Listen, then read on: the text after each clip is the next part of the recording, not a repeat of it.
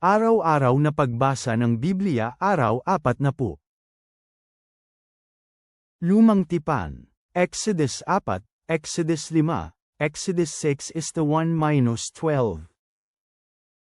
Sumagot si Moises, pero paano kung hindi sila maniwala o makinig sa akin pero sa halip na sabihin, si Yahweh ay hindi nagpakita sa iyo? Sinabi ni Yahweh sa kanya, ano iyang nasa kamay mo? Sinabi ni Moises, isang tungkod. Sinabi ni Yahweh, ihagis mo ito sa lupa. Inihagis ito ni Moises sa lupa, at ito ay naging isang ahas. Tumakbo si Moises palayo dito. Sinabi ni Yahweh kay Moises, damputin mo at hawakan ito sa buntot. Kaya dinamput niya at hinawakan ang ahas. Naging tungkod ito muli sa kanyang kamay. Ito ay para maniwala sila na si Yahweh, ang Diyos ng kanilang mga ninuno, ang Diyos ni Abraham, ang Diyos ni Isaac, at ang Diyos ni Jacob, ang nagpakita sa iyo. Sinabi rin ni Yahweh sa kanya, ngayon ilagay mo ang iyong kamay sa loob ng iyong balabal. Kaya inilagay ni Moises ang kanyang kamay sa loob ng kanyang balabal. Nang ilabas niya ito, namisdan, na ang kanyang kamay ay naging ketong, kasing puti ng niyebe. Sinabi ni Yahweh, ilagay mo ulit ang iyong kamay sa loob ng iyong balabal. Kaya inilagay ni Moises ang kanyang kamay sa loob ng kanyang balabal, at nang inilabas niya ito, nakita niya na naging malusog ito muli, tulad ng kanyang ibang laman. Sinabi ni Yahweh, kung hindi sila maniniwala sa iyo, kung hindi nila bibigyang pansin ang unang palatandaan ng aking kapangyarihan o maniniwala dito, pagkatapos paniniwalaan nila ang ikalawang palatandaan. At kung hindi sila maniniwala kahit sa dalawang palatandaan ng aking kapangyarihan, o makikinig sa iyo, pagkatapos kumuha ka ng kaunting tubig mula sa ilog at ibuhos ito sa tuyong lupa. Ang tubig na iyong kinuha ay magiging dugo sa tuyong lupa. Pagkatapos sinabi ni Moises kay Yahweh, Panginoon, hindi ako naging magaling manalita, kahit pa noong nakaraan o ni mula nang nakipag-usap ka sa iyong lingkod. Mahina ako sa pananalita at mahina ang dila. Sinabi ni Yahweh sa kanya, sino ba itong gumawa ng bibig ng tao? Sino bang gumawa sa taong pipi o bingi, nakakakita o bulag? Hindi ba ako, si Yahweh? Kaya ngayon lumakad ka at kasama mo ako sa iyong pananalita at tuturuan kita kung ano ang sasabihin. Pero sinabi ni Moises, Panginoon, pakiusap magpadala ka na lang ng iba, sino man ang gusto mong ipadala. Pagkatapos nagalit si Yahweh kay Moises, sinabi niya, ano kaya kung si Aaron, ang iyong kapatid na Levita? Alam ko na nakakapagsalita siya ng maayos. Bukod dito, paparating siya para makipagkita sa iyo, at kapag nakita ka niya, magsasaya ang kanyang puso. Makikipag-usap ka sa kanya at ilalagay mo sa kanyang bibig ang mga salita na dapat sabihin. Ako ay mapapasa iyong bibig at sa kanyang bibig, at ipapakita ko sa inyo kung ano ang gagawin. Magsasalita siya sa mga tao para sa iyo. Siya ang magiging tagapagsalita mo, at ikaw sa kanya ay magiging tulad ko, parang Diyos. Dadalhin mo ang tungkod na ito sa iyong kamay. Sa pamamagitan nito gagawin mo ang mga palatandaan. Kaya bumalik si Moises kay Jethro ang kanyang biyenang lalaki, at sinabi sa kanya, payagan mo akong umalis para makabalik sa aking mga kamag-anak na nasa Ehipto at makita ko kung buhay pa ba sila. Sinabi ni Jethro kay Moises, lumakad ka ng may kapayapaan. Sinabi ni Yahweh kay Moises sa Midian, lumakad ka, bumalik ka sa Ehipto, dahil lahat ng mga taong nagnanais kunin ang iyong buhay ay patay na. Dinala ni Moises ang kanyang asawa at mga anak na lalaki at isinakay niya sila sa asno. Bumalik siya sa lupain ng Ehipto, at dinala niya ang tungkod ng Diyos na nasa kanyang kamay. Sinabi ni Yahweh kay Moises, kung babalik ka sa Ehipto, siguraduhin mong gawin sa harapan ni Paraon ang lahat ng mga kababalaghan na inilagay ko sa iyong kapangyarihan. Pero patitigasin ko ang kanyang puso, at hindi niya paaalisin ang mga tao. Kailangan mong sabihin kay Paraon, ito ang sinasabi ni Yahweh, ang Israel ay aking anak, ang aking panganay, at sasabihin ko sa iyo, payagan mo ang aking anak na umalis, kaya siya ay sasamba sa akin. Pero dahil ikaw ay tumangging paalisan siya, tiyak na papatayin ko ang iyong anak, ang iyong panganay. Ngayon habang nasa daan, nang huminto sila para sa gabi, si Yahweh ay nakipagkita kay Moises at sinubukang patayin siya. Pagkatapos kumuha si Zipporah ng batong matulis at pinutol niya ang unahang balat ng kanyang anak na lalaki, at inilapat ito sa paa ni Moises. Pagkatapos sinabi niya, sigurado ako na ikaw ang lalaking ikakasal sa akin sa pamamagitan ng dugo. Kaya hinayaan siya ni Yahweh na mag-isa. Sinabi niya, ikaw ang lalaking ikakasal sa dugo, dahil sa pagtutuli. Sinabi ni Yahweh kay Aaron, pumunta ka doon sa ilang para makipagkita kay Moises. Pumunta si Aaron, at nakipagkita sa kanya sa bundok ng Diyos, at hinalikan siya. Sinabi ni Moises kay Aaron ang lahat ng mga salita ni Yahweh na ipinadala niya para sabihin at tungkol sa lahat ng mga palatandaan ng kapangyarihan ni Yahweh na iniutos niya na kanyang gagawin. Pagkatapos pumunta at tinipon ni na Moises at Aaron ang lahat ng mga nakatatanda ng mga Israelita. Sinabi ni Aaron ang lahat ng mga salita na sinabi ni Yahweh kay Moises. Ipinakita niya rin ang mga palatandaan ng kapangyarihan ni Yahweh sa paningin ng mga tao. Naniwala ang mga tao. Nang marinig nila na si Yahweh ay nag-oobserba sa mga Israelita at nakita niya ang kanilang pagkaalipin, pagkatapos iniyuko nila ang kanilang mga ulo at sinamba siya.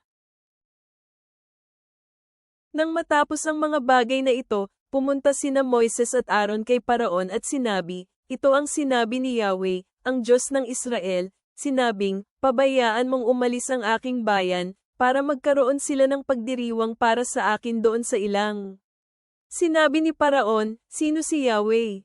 Bakit ako makikinig sa kanyang tinig at hahayaang umalis ang Israel? Hindi ko kilala si Yahweh, bukod dito, hindi ko papayag ang umalis ang Israel. Sinabi nila, ang Diyos ng mga Hebreo ay nakipagkita sa amin. Payagan mo kaming umalis at maglakbay ng 3 araw doon sa ilang at mag-alay kay Yahweh na aming Diyos para hindi niya kami salakayin ng salot o may espada. Pero sinabi ng hari ng Ehipto sa kanila, Moises at Aaron, bakit ninyo pinapaalis ang mga tao sa kanilang gawain?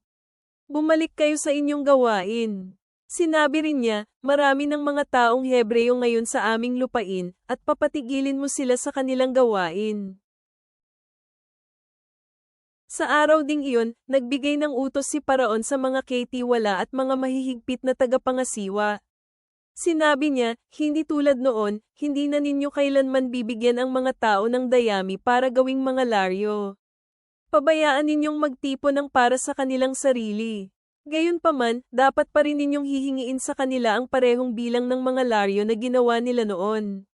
Huwag ninyong tanggapin ang anumang kakaunti, dahil sila ay tamad. Kaya nga sila ay tumatawag at sinasabing, payagan ninyo kaming umalis at mag-alay sa aming Diyos. Dagdagan pa ang mga gawain ng mga kalalakihan para magpatuloy sila rito at hindi napapansinin ang mapanlinlang na mga salita. Kaya ang mga mahihigpit na tagapangasiwa at katiwala ay lumabas at pinaalam sa mga tao. Sinabi nila, ito ang sinasabi ni Paraon, hindi na ako kailanman magbibigay ng kahit anong dayami sa inyo. Kayo na sa inyong sarili ang umalis at kumuha ng dayami kahit saan ninyo ito mahahanap, pero ang inyong gawain ay hindi mababawasan. Kaya ang bayan ay nagsikalat sa buong lupain ng Ehipto para makaipon ng mga pinagputulan para sa dayami. Palagi silang hinihimok ng mahihigpit na tagapangasiwa at sinasabing, tapusin ninyo ang inyong trabaho, sa panahon na maibigay ang dayami sa inyo. Binubugbog ng mga mahihigpit na tagapangasiwa ni Paraon ang mga katiwala na Israelita, iyon ding taong nilalagay nila bilang pinuno sa mga manggagawa. Palaging tinatanong ng mga mahihigpit na tagapangasiwa sa kanila, bakit hindi ninyo na ibibigay ang lahat ng hinihinging laryo sa inyo, maski kahapon at ngayon, na dati ninyong ginagawa? Kaya pumunta ang mga Israelitang katiwala kay Paraon at tumawag sa kanya. Sinabi nila, bakit sa ganitong paraan ang pakikitungo mo sa iyong mga lingkod? Wala nang day aming binibigay sa iyong mga lingkod, pero sinasabi pa rin nila sa amin, gumawa kayo ng mga laryo. Kami, ang iyong mga lingkod, ay binubugbog maski ngayon, pero kagagawan ito ng sarili mong bayan. Pero sinabi ni Paraon, kayo ay mga tamad. Kayo ay mga tamad. Sabi niyo, payagan mo kaming umalis para makapag-alay kay Yahweh. Kaya ngayon bumalik na kayo sa trabaho. Wala nang dayami ang ibibigay sa inyo, pero gagawa pa rin kayo ng parehong bilang ng mga laryo. Nakita ng mga Israelitang wala na sila ay nasa panganib ng sinabihan silang, hindi ninyo babawasan ang araw-araw na bilang ng mga laryo. Nakipagkita sila kina Moises at Aaron na nakatayo sa labas ng palasyo, papalayo kay Paraon. Sinabi nila kina Moises at Aaron, nawa tingnan kayo ni Yahweh at paparusahan kayo, dahil ginawa ninyo kaming maging hindi kanais-nais sa paningin ni Paraon at sa kanyang mga lingkod.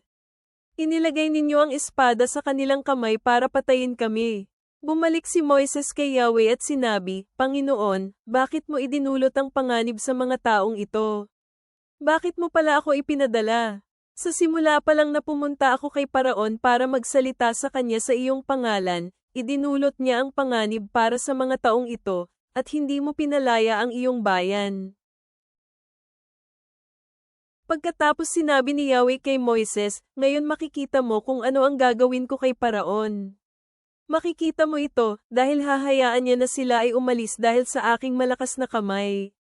Dahil sa kamay kong makapangyarihan, sila ay kanyang palalayasin sa kanyang lupain.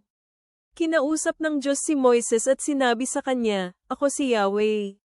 Nagpakita ako kay Abraham, kay Isaac, at kay Jacob bilang Diyos na makapangyarihan, pero sa pamamagitan ng aking pangalang Yahweh, ay hindi ako nahayag sa kanila. Itinatag ko rin sa kanila ang aking tipan, para ibigay sa kanila ang lupain ng Canaan, ang lupain na kung saan sila ay nanirahan bilang hindi mamamayan, ang lupain kung saan sila ay lumibot. Dagdag pa doon, narinig ko ang mga daing ng mga Israelita na siyang inalipin ng mga taga-Ehipto, at inalala ko ang aking tipan sa kanila. Kaya, sabihin sa mga Israelita, Ako si Yahweh. Dadalhin ko kayo palabas mula sa pagkaalipin sa ilalim ng mga taga-Ehipto, at palalayain ko kayo mula sa kanilang kapangyarihan. Kayo ay aking ililigtas sa pagpapakita ng aking kapangyarihan, at makapangyarihang mga gawa ng paghatol. Dadalhin ko kayo sa aking sarili bilang aking bayan, at ako ay inyong magiging Diyos. Malalaman ninyo na ako si Yahweh, ang inyong Diyos, na nagdala sa inyo palabas mula sa pagkaalipin sa ilalim ng mga taga-Ehipto. Dadalhin ko kayo sa lupain na aking sinumpaan para ibigay kay Abraham, kay Isaac, at kay Jacob. Ibibigay ko ito sa inyo bilang isang pag-aari.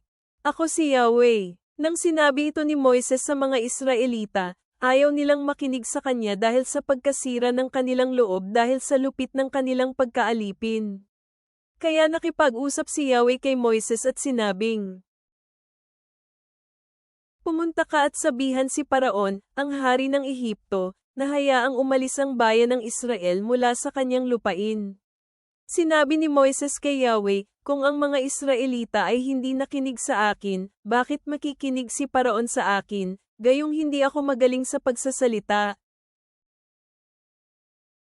Pumunta ka at sabihan si Paraon, ang hari ng Ehipto, na hayaang umalis ang bayan ng Israel mula sa kanyang lupain. Sinabi ni Moises kay Yahweh, kung ang mga Israelita ay hindi nakinig sa akin, bakit makikinig si Paraon sa akin, gayong hindi ako magaling sa pagsasalita? Bagong tipan. Matthew 26:31-46. At sinabi ni Jesus sa kanila, lahat kayo ay aalis ngayong gabi ng dahil sa akin, sapagkat ito ay nasusulat, hahampasin ko ang pastol ng tupa at ang mga tupa ng kawan ay may kakalat. Ngunit pagkatapos ng aking pagkabuhay, mauuna ako sa inyo sa Galilea. Ngunit sinabi ni Pedro sa kanya, kahit ang lahat ay aalis dahil sa iyo, ako ay hinding-hindi aalis. Sinabi ni Jesus sa kanya, totoo itong sinasabi ko sa inyo, sa gabing ito bago tumilaw kang tandang, ikakaila mo ako ng 3 beses. Sinabi ni Pedro sa kanya, kahit ako ay mamatay, hindi kita ikakaila. At ganoon din ang sinabi ng lahat ng mga alagad. Pagkatapos, pumunta si Jesus na kasama sila sa isang lugar na tinawag na Getsemani at sinabi sa kanyang mga alagad, umupo kayo dito habang ako ay pupunta doon at manalangin. Sinama niya si Pedro at ang dalawang anak ni Zebedeo at nagsimula siyang nalungkot at nabagabag. At sinabi niya sa kanila, ang kaluluwa ko ay lubha na namimighati, maging sa kamatayan. Manatili kayo dito at magbantay kasama ko. Lumakad siya nga medyo malayo, at siya'y nagpatira pa, at nanalangin. Sinabi niya, aking ama, kung maaari, hayaan na ang tasang ito ay lalampas sa akin. Gayunman, hindi sa nais ko kundi ayon sa nais mo. Lumapit siya sa mga alagad at sila'y kanyang nadatnang natutulog at sinabi niya kay Pedro, ano, hindi ba ninyo kayang magbantay kasama ko ng 1 oras? Magbantay kayo at manalangin upang hindi kayo matukso. Ang espiritu ay nagnanais, ngunit ang laman ay mahina. Umalis siya sa pangalawang pagkakataon at nanalangin, at nagsabi, aking ama, kung hindi ito maaring lilipas maliban na inumin ko ito, ang kalooban mo ang magaganap.